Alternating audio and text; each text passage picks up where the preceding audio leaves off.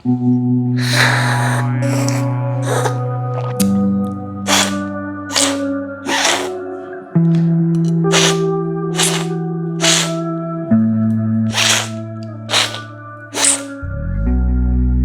my name is Michalina and this is Coffee YouTube channel. It makes complete sense then that today we are going to talk a little bit about body and vocabulary and other things like how to spit properly.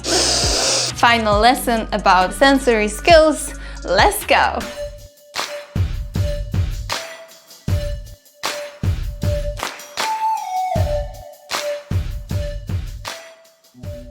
Welcome back to the place where I, based on my experience and knowledge as a barista, try to convince you that specialty coffee is worth your attention. Each episode here revolves around coffee of higher grade than you probably know from supermarkets, so-called commodity coffee. Most of us are familiar, very much so, with commodity coffee because it's been there forever. However, specialty coffee is relatively new and quite small part of coffee production. So my goal is to show you what it is. It does play a big role in improving coffee's quality and in keeping the coffee's future in a more sustainable way. So let me show you where to find it and how you can switch from something that you already know to something that might be even better. So if you simply like coffee, subscribe to this channel. Also click the bell button to get notification about every new episodes, and let me show you how the real coffee tastes. I encourage you to watch my second video that I will leave link to somewhere here and in the description of this video. I explain a little bit more the reasons behind this channel. You can also find me on Instagram. Please give me a follow so I can get to know you too. Now, give me some knowledge, Michalina. Since we have been on this journey of sensory skills and learning how to describe them and how to recognize them quicker and better, the time has come for 3 attributes that I kept for the final episode of our little series. Why have I decided to keep them all in one episode, whilst I did 2 separate big episodes, one about aroma and one about flavors? Well, they do have 2 things in common. They need reference, well, more it's like you would need them, and they are the least subjective to describe once you get to know how to do it. Sweetness, acidity and bitterness as the 3rd attribute, body as the 4th one, and aftertaste as the 5th one.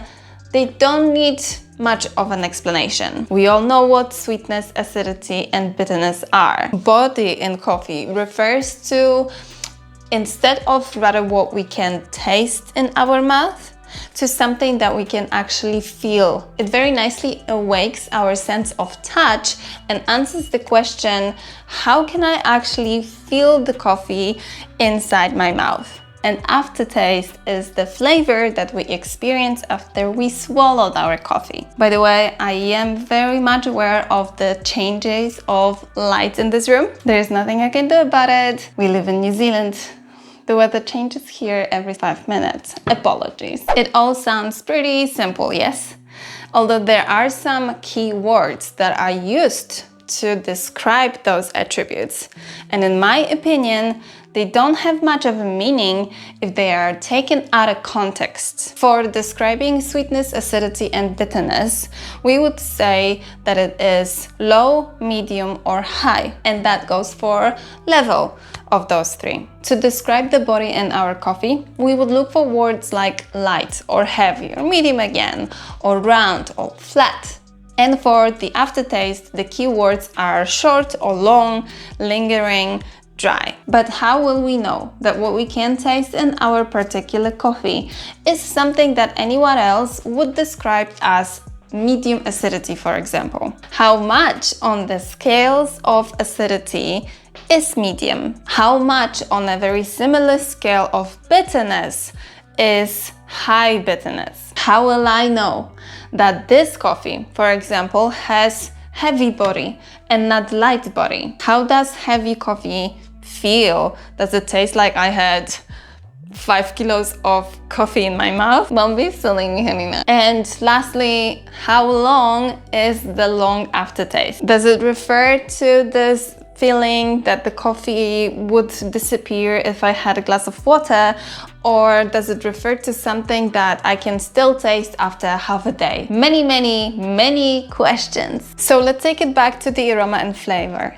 They are very subjective attributes. Our brains and sensors are sensitive for different parts of coffees. To train ourselves up to become quicker and better in recognizing particular flavors and aromas, we might apply different tools or techniques and focus to improve. However, when it comes to our today's attributes, it's not so much about sharpening the senses, but to have a reference, to be able to know all the points of the scales, how big the scale is, how wide the range of that scale is, from 0 to finish, to later be able to pinpoint where our coffee actually fits on that scale. Does it mean that we would have to taste all the coffees from entire planet to be able to know the range of the scales of each of the attributes? Well, that would be quite challenging. I'd say you can start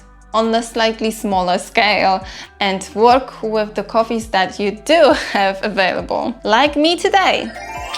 You can start with 3 coffees and you can compare them to one another. I've said that before. Comparing coffees is the best way of discovering the difference between how each of the coffee can taste. You might happen to drink one pour over in your life and you might even like it, but how will you know that it cannot be even But how will you know that there are not even better pour-overs if you haven't compared it to anything else? Same goes for our today's attributes. If you've tasted, let's say, 3 coffees at the time, you will have a wider perspective of the levels of each of the attributes. You will create your own little scale. And that is very little scale. You have only 3 coffees. But once you get to know the differences, once you see that they taste different, you will expand that scale with each next coffee you come across. Today I have 3 coffees and this is what I recommend to start off with. You prepare all the coffees in the exact same way and score each of the attribute individually after you tasted all of the coffees. And you can create a scale of 10 points from 0 to 10. If you want to, you can just simply sip the coffee, or you can take a tablespoon, or if you have one, professional cupping spoon, and just taste them with your spoon. And here are a few questions that I find very helpful when it comes to describing the coffee. Is the acidity present? How about sweetness and bitterness? Can you taste them? If yes, how do they fit on your scale when you compare them with 2 other coffees? Which coffee was the most bitter? Which one was the sweetest? Which one was the most acidic? The most intense one when it comes to this particular attribute is your highest score. And you can describe the other coffees accordingly to it. How do I feel the body of the coffee? Does it go more towards the same texture as syrup, or it more feels like you are drinking a water? The more delicate the coffee, the lighter the body. And aftertaste? Which coffee lingers for the longest period of time? This is the one with the longest aftertaste. Of course, always have water with you to clean your mouth. Focus and don't let yourself become over-caffeinated. I do recommend spitting. See, that's maybe not the most glamorous way of dealing with too many sips of coffee, but this is many of the professionals also do. Imagine attending professional cupping. So coffee tasting similar to what we do here, but with many more coffees on the table. It is very easy to lose control over how many sips of coffee you've already taken. So if you don't want your stomach and your body in general to hate you, take yourself a non-see-through mug or a cup, paper cup, preferably not the single-use one, and politely get rid of what's in your mouth into that mug or cup.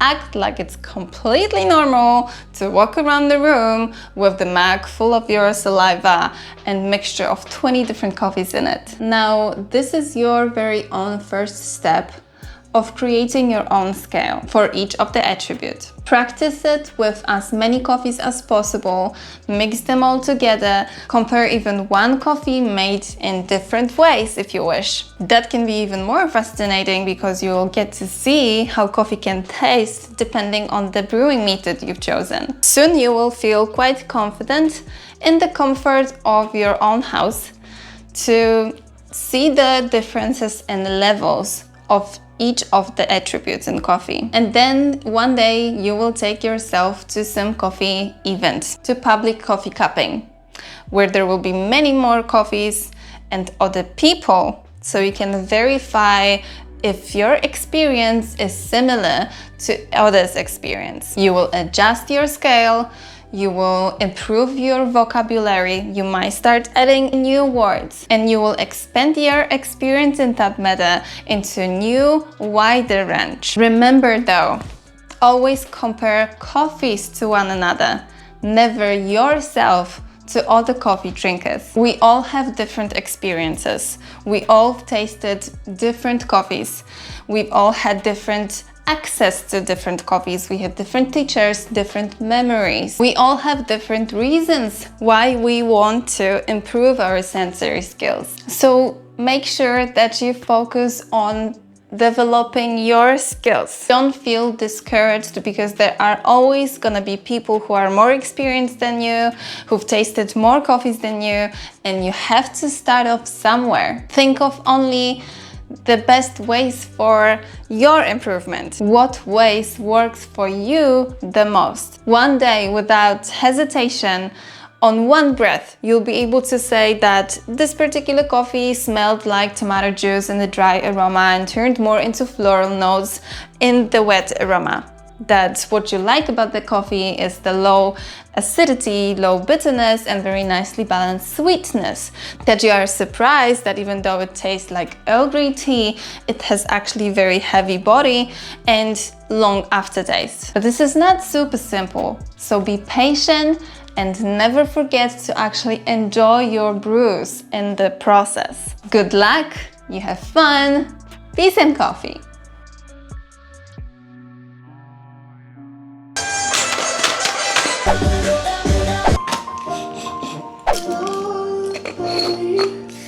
Without you, my friend,